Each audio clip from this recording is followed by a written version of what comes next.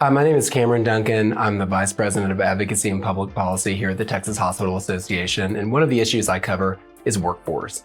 We have long had a workforce shortage in this state that predated the pandemic, and the pandemic really exposed and exacerbated our existing workforce shortage. We have a shortage of nurses, we have a shortage of techs, we have a shortage of physicians, you name it, there's a shortage of it. THA recently conducted a survey of its member hospitals, and we found some pretty striking results. 64% of the hospitals in the state have either reduced services or capacity because they have a workforce shortage. That's unacceptable. We've got the physical space in Texas to serve patients, and we need the workforce to serve them as well.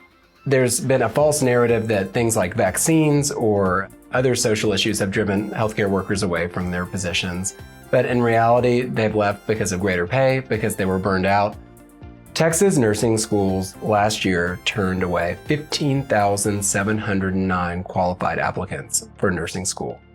This is a huge number of Texans that want to be nurses that are otherwise qualified but can't be admitted into nursing schools. That is why funding the Nursing Shortage Reduction Program is so important.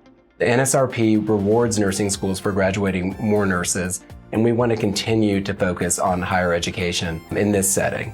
For physicians, the state of Texas has really recognized the importance of graduate medical education, and we support the continued funding of GME so that GME slots will exceed the number of medical students in the state. Currently, the recommended ratio is 1.1 GME slots for every one medical student, and we want to ensure that that level remains the same because we know that where a physician has his or her residency is the place that that physician is likely going to stay and work in for the rest of their lives. We also support the Texas Workforce Commission's request for increased funding to help support the healthcare workforce in the state.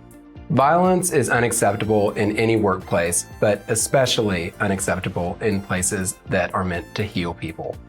And for that reason, we are highly supportive of SB 240 and HB 112 coming into this session, which are filed by Senator Donna Campbell and Representative Donna Howard. And this legislation would require hospitals and other healthcare facilities to enact workplace violence prevention policies.